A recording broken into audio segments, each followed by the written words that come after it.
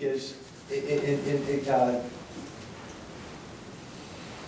you could take 100% of what every millionaire makes.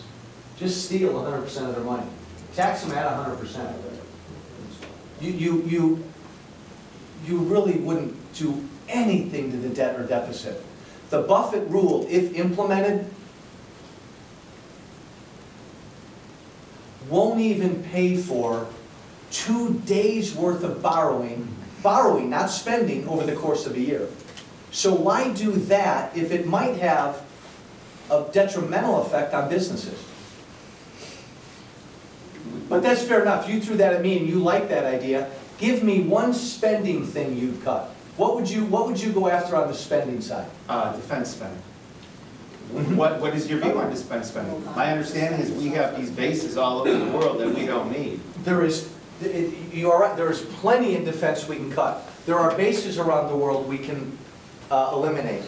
We should bring our boys and girls home from Afghanistan tomorrow and save $120 billion. There is much in defense, like everything else government does. There's much that we can cut in defense. I sit on Homeland Security. I know we're in great danger. There's a heck of a lot in Homeland Security that can be cut. No, really.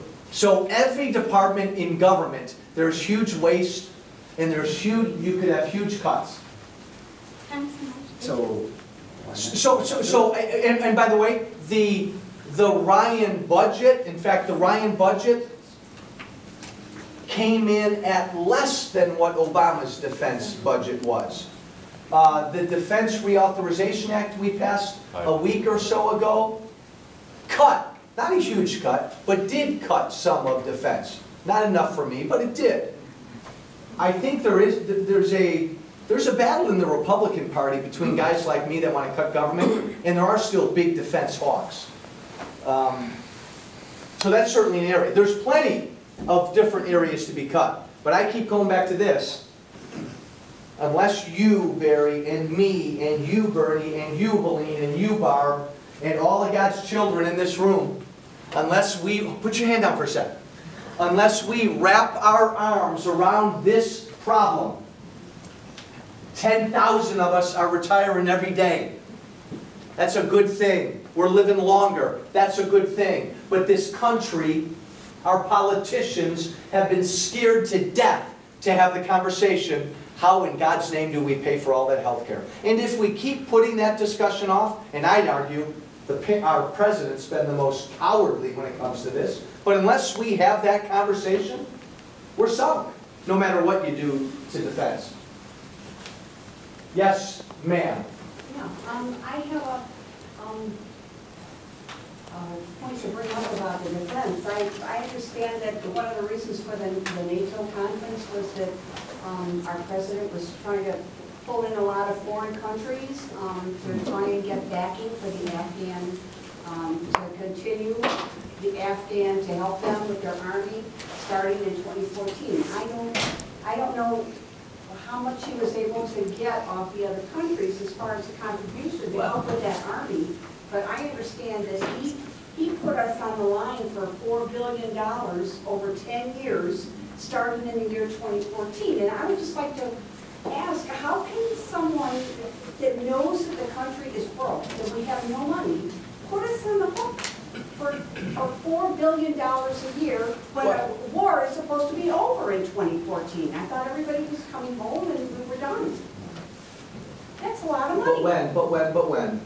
When it comes to Afghanistan, as critical as I've been of this president, he's not the only one that, in my estimation, is wrong on this.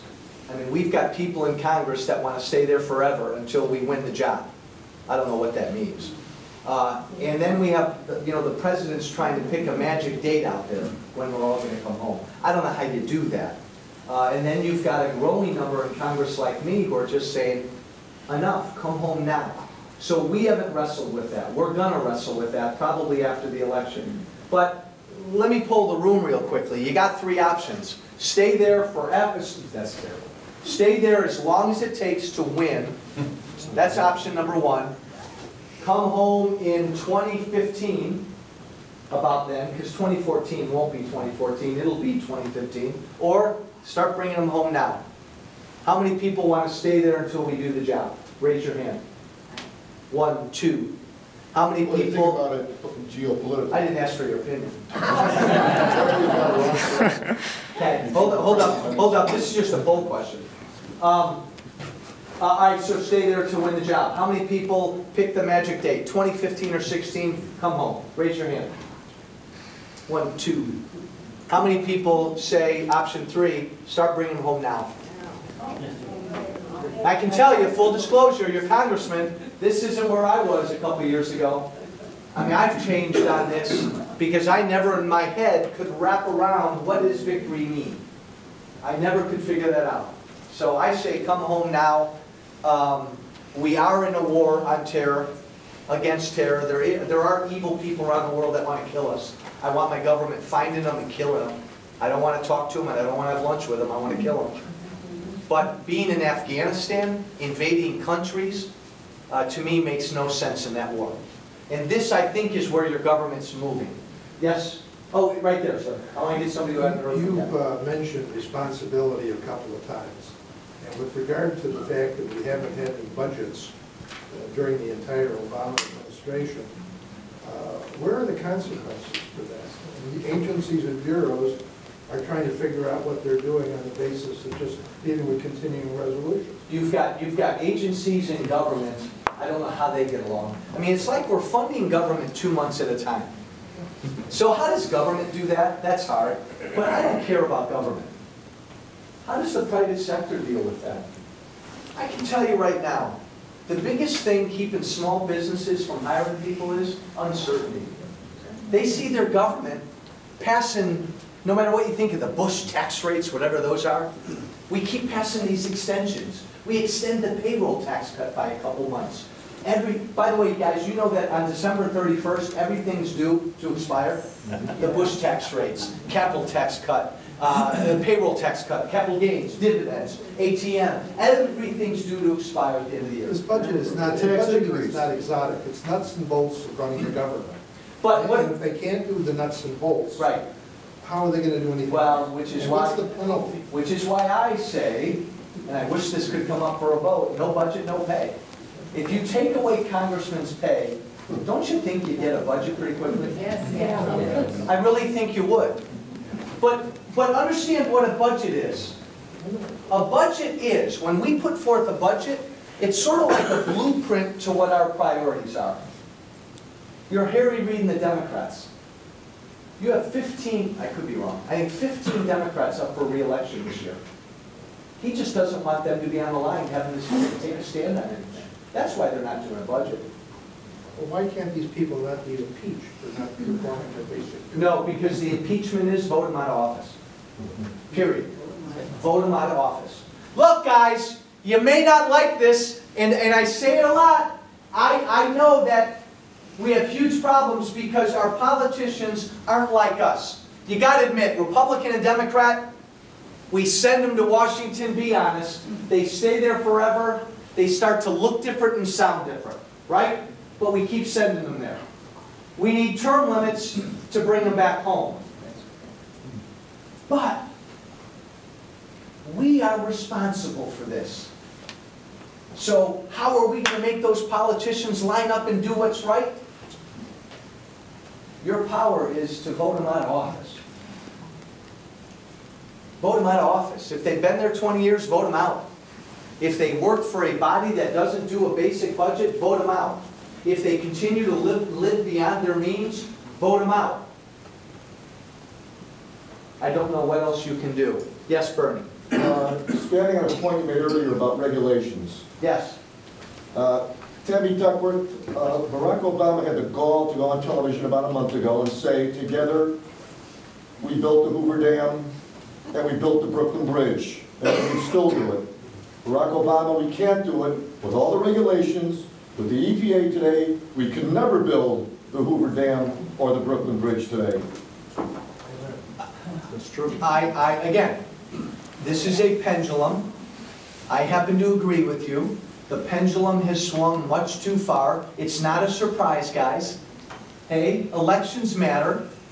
Again, if Obama's here and he's honest, he'd say, yeah, I believe in a lot of regulation. I think businesses need to be regulated. That's what he believes. And in today's day and age, Democrats tend to favor more regulation. Well, I think it's choking business. You look at the one regulation, Obamacare. Here you've got your beautiful government, your smart government, your wise government that passed a 2,600-page bill, and they have no idea how much this thing's going to cost.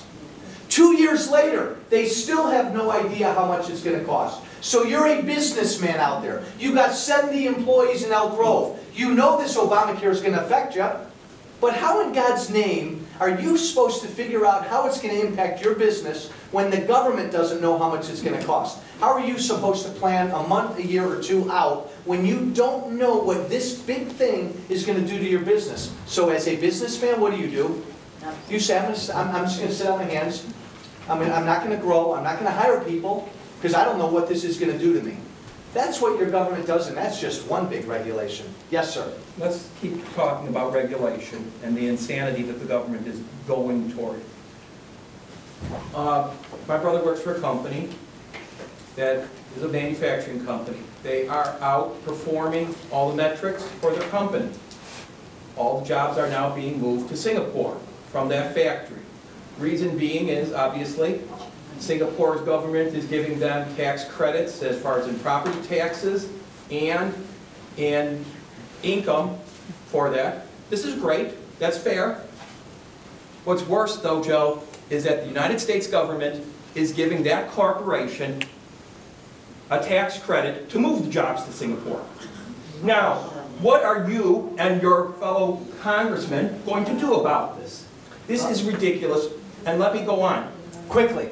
Very quickly, because we're seeing the same things happening in the financial services industry again. Just last week, they're saying a $2 billion loss. It's probably about an $8 billion or more at our good friends at Chase, which was bailed out with our taxpayer money.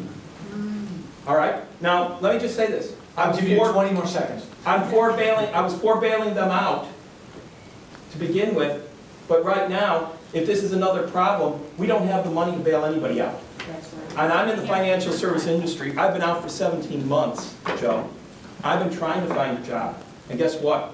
I did get one, but it's at 60% of the pay before. Let me stop you. I'll give you two quick answers, two big important issues.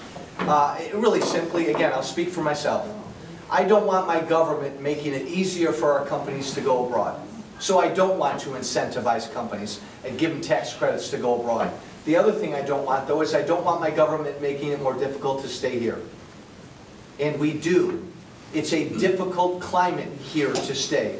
We have the highest corporate tax rate in the civilized world. We have huge regulations and huge taxes on companies, and so they go elsewhere. All you got to do is look at Illinois. Why do companies leave Illinois? Do they leave Illinois because this is such a business-friendly state? Hold on. They leave Illinois because this is a terrible state to do business.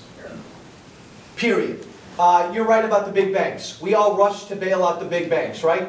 Big banks are doing just fine, right? And both Republicans and Democrats. I don't care if your name is Obama or Bush. You worship at the altar of Goldman Sachs. It doesn't matter. It's true. 3 or 4 years later, too big to fail, how are we doing? The banking industry is more consolidated now than it was before the bailout. Shame on us. We bail out big banks while the rest of us hurt. While we lose in this country a community bank every week.